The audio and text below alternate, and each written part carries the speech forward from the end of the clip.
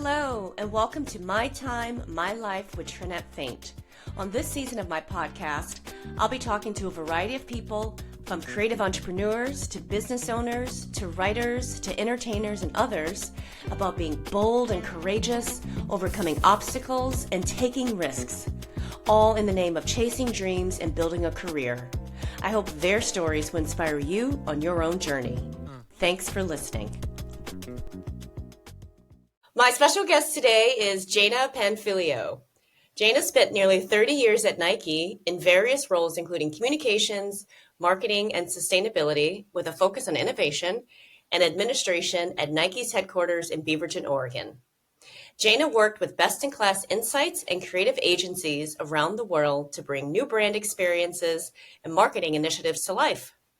She was also responsible for setting the creative direction across Nike's global sustainability teams through translating sustainability challenges into innovation opportunities through compelling visual imagery and meaningful content. After retiring from Nike in 2019, Jana quickly learned that her alumni teammates were applying their Nike innovation mindset to new endeavors and continuing to have a positive impact around the world. In that spirit, Jana founded 6453, a Nike global alumni community, in late 2020. Hey, Jana, thank you for joining. Hello, Trinette. What a pleasure and an honor to be on your podcast today. I'm so glad you were able to take the time to talk to me today. I'm really excited for our conversation. Me too. So let's get to it. Tell us a bit about 6453. Tell us what it stands for, and how did your work at Nike prepare you for this venture? So 6453 is, it spells Nike on the telephone keypad. It's also the last four digits of the telephone number of Nike's world headquarters in Beaverton, Oregon, as well as other international Nike locations around the world. And It's also their zip code, the 4-digit zip code, if you mailed anything to their location. So I love that. Yeah, it's a little, everything's got a meaning, everything's got a story. And so that's what we learned at Nike, is to have a little story behind the story. So, and we felt it was perfect because it spelled Nike, and we're a part of Nike. So we're the brand builders behind the brand. And so 6453 is, it was started out of an idea, really, that I was inspired by a talk that Chip Conley gave at the Fast Company Innovation Festival in New York in 2018. And who is Chip Conley? He is the author of Modern Elders, or Wisdom at Work, Modern Elder. And then he founded the Modern Elder Academy in Baja, California. So I see. He's doing some incredible work around this, the modern elders in the working community. And, what does the next chapter look like? So he spoke, and then it was a combination of seeing him speak and being inspired by what he was saying about how digital natives and modern elders had something to learn from each other in the workplace, and something that we can continue to learn from each other, and that both have value and to be able to innovate. So then before that, once you reach 25 years in milestone at Nike, you receive your Letterman jacket, so to speak, and with your employee number and your name embossed in the inside. And so that's much better than getting a pen like you get at some places. Yeah, exactly. So then you also are invited to a 25-year, you're sort of inducted into this 25-year group. So in 25 plus years at the brand, we were getting together once a year to welcome the new members and see all the other members as well, people that had moved on and retired. And So I just thought, this is such an untapped potential. Why are we only meeting one time a year? And so I felt like we could leverage that knowledge and expertise and wisdom and bring it into the organization, formalize it, and started putting a pitch deck together and pitched that around. And I called it the Nike Masters Program. And it was a multi-pronged kind of idea around leveraging that wisdom through deep functional expertise or through, mentorship or, inspiration, that's kind of thing. And then I started looking at, well, what does that look like outside? Where did all the people go and what are they doing now that left the brand? So I said, well, that's an alumni organization and that's what I want to be doing. That's, and there was other things that were sort of involved in that decision-making process, but I left Nike in June of 2019, did a little bit of, exploring and things, but really dove deep into establishing this organization in the early 2020. And then it's a wonderful full circle moment for you. Yes. Yeah. In fact, it's really been an honor and a privilege to meet people. I'm still, one of the things that I made intentionally did at Nike was meet somebody new every day. And I learned I met so many people and learned so much about people around the world. And then, I'm still doing that every single day, is meeting somebody new through this organization and this network. So it's and being able to tell their stories and hear their stories is really, really inspiring. Yeah, I was always really impressed and inspired by your work. All right, for folks who don't know, Jane and I worked at Nike together, so that's how we know each other. And I always just thought you were just this super creative person and very, very personable. And you always made me feel like very welcome and included in everything. So thank you for doing that for me when I was there, because it was a hard place to work. It could be. Well, thank you too, because you brought so much energy to our teams, and I just loved everything about you. Of course, we started hiking together, and we have dogs to get, and went hiking with our dogs. So I love that. I love getting to know people and being in your energy is really inspiring to me too. Well, same. Great minds, Jana. Great minds right here. That's us. Yeah. How did you initially go about manifesting this, like really bring it to life? Because, I know you saw this man speak and then you sent the pitch decks around, but what were like some of the next steps that you took to actually like bring it to life? Did you work with other people on this from the beginning? Because I imagine this was a huge lift and a major undertaking. Yeah.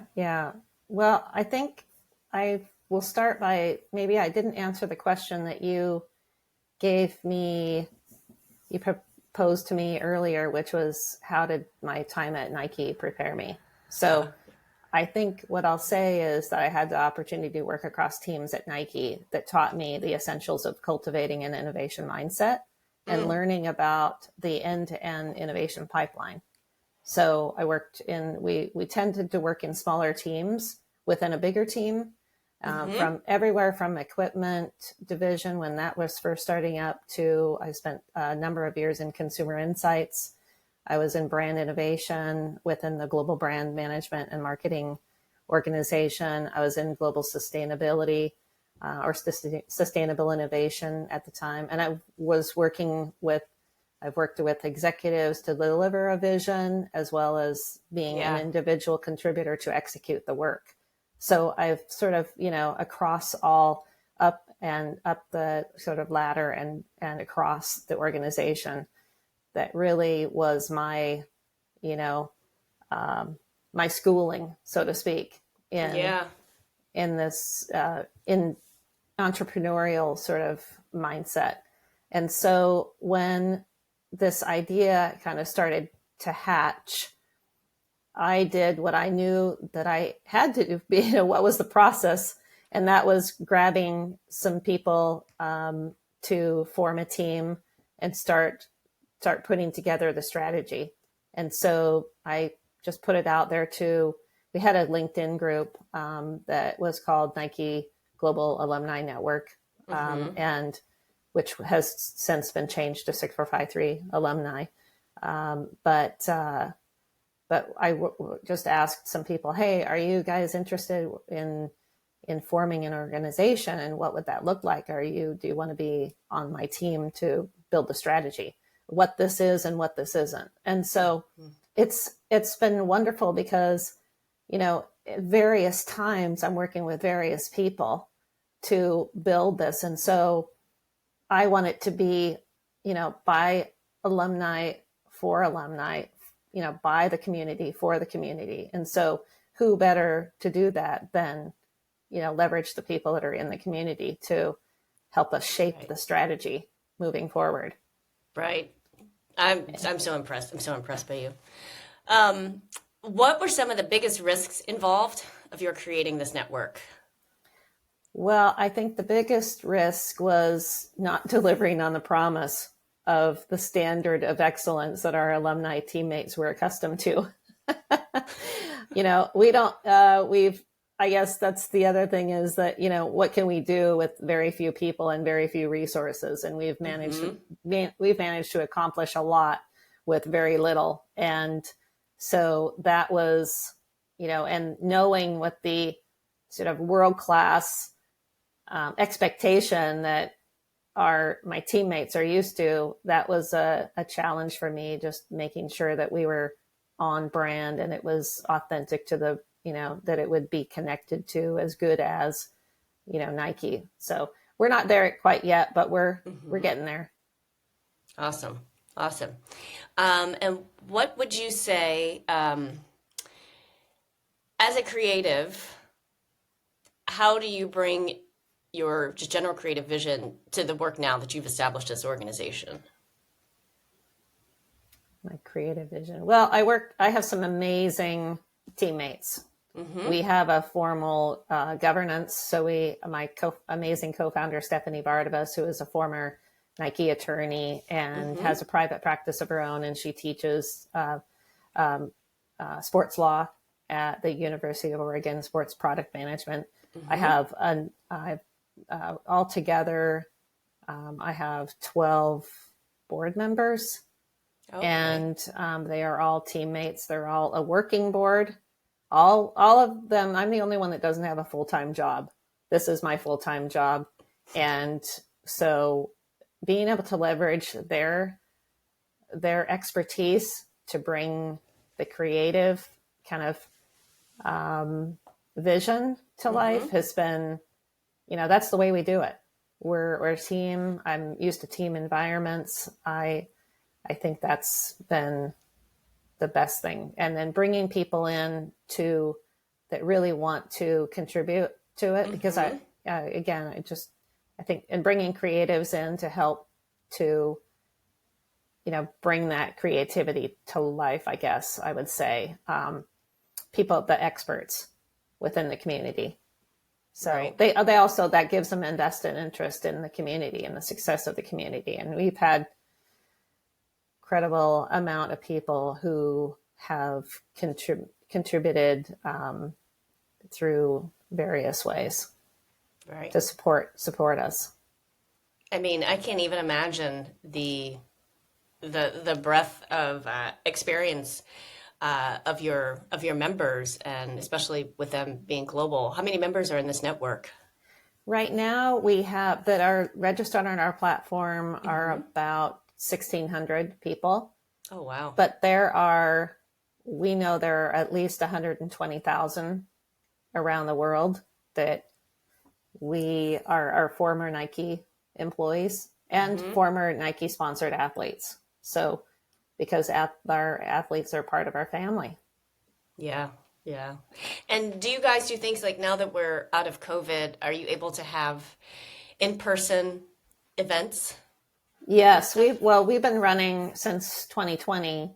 We really created we formed 6453. We're an entity. We trademarked the logo, and so we are an official 501c6 business professional business league for the mutual benefit of our members. And so Hmm. we established ourselves in 2020 when people needed community the most, and Yeah. with COVID, and with there was a big organizational change at Nike where people were released from the company, and so what was next? What's next? What's the next chapter? So we needed to bring the community together to help each other, and Hmm. so to that, we started programming, doing like Zoom events every month, and Hmm. we've had a few in person events. We all did our own screening of Air, the movie Air, and Ah, yes. that was really fun. And then we all I might know the got star of that film. aha. Yes. And so last December, because last year was Nike's 50th anniversary as a brand, Yep. we came together to celebrate the brand's 50th anniversary on our terms and in our community. And that was really fun. And we have an event coming up in December here in the Portland area because that's our biggest community of former Nike Hmm. people Hmm. around the world. So we hope to do that in person events around the world in the communities where there's a center of gravity around you know Nike, which is some like Tokyo or Shanghai or Yeah. Melbourne, Australia, or Hilversum, etc. So Hmm. hopefully we'll be able to do that soon. So knowing what you know now that you're two and a half, 3 years into 6453, would you have done anything, I guess, differently when you started um, the organization? And were there, I guess, the challenges that you faced as you did it? Would you do it again, knowing like how much of a lift that it actually turned out to be pulling it together? Gosh, would I do it differently? What would I do differently? I think, maybe I would have gotten more buy in within the brand Hmm. to secure kind of a partnership going forward.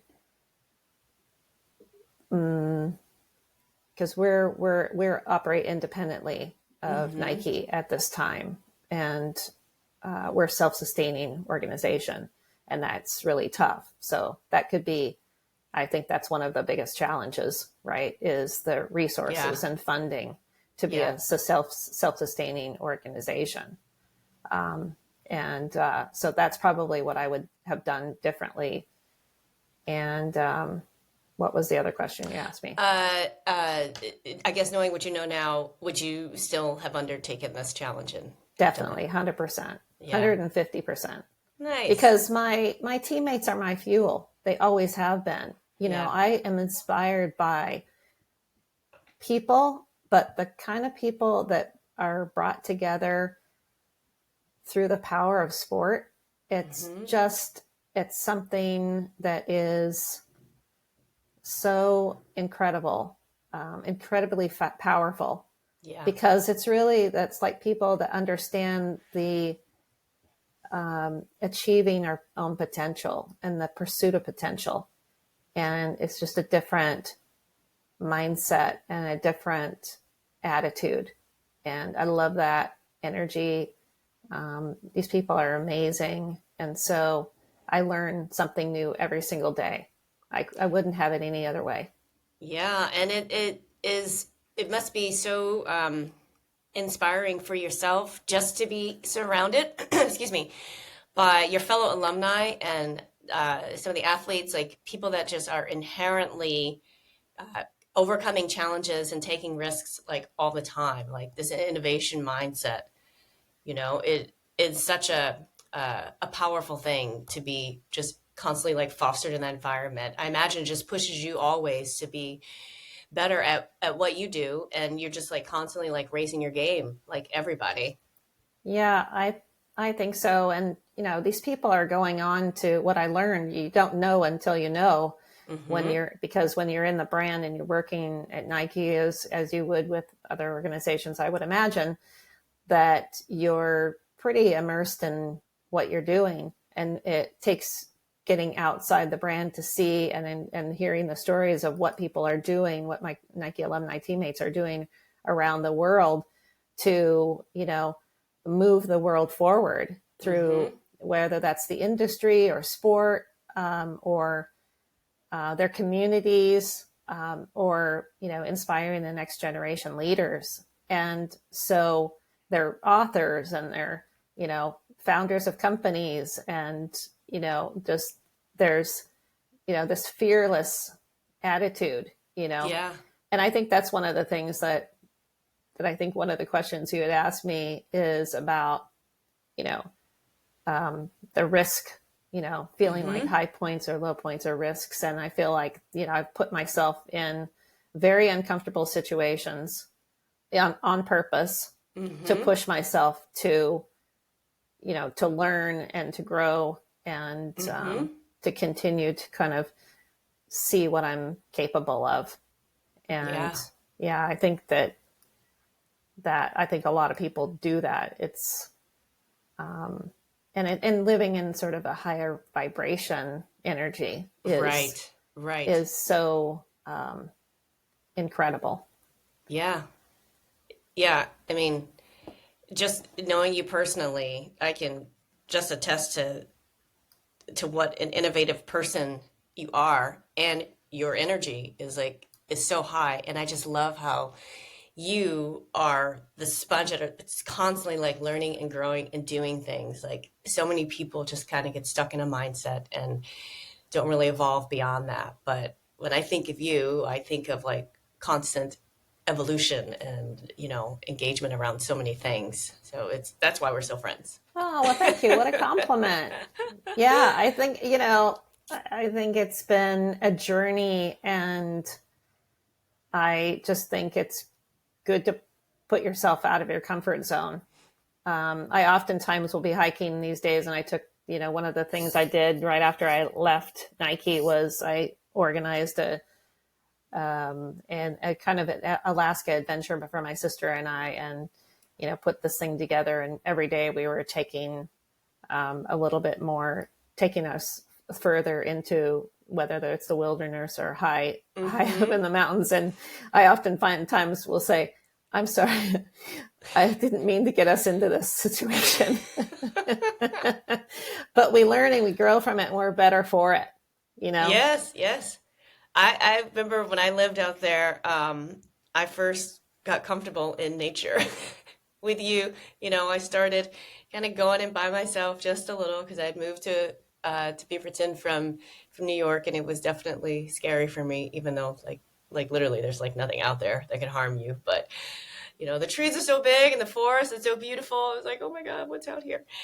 And then I just got like way more comfortable thanks to your encouragement and your your friendship pushing me out there. So Well, I certainly don't do things that I'm not qualified or trained for, which is, I'm not doing the amazing things like a lot of people I know, climbing mountains or trekking, across Europe, or, some of those things. So I take reasonable take risks. reasonable risk. Yeah, love that.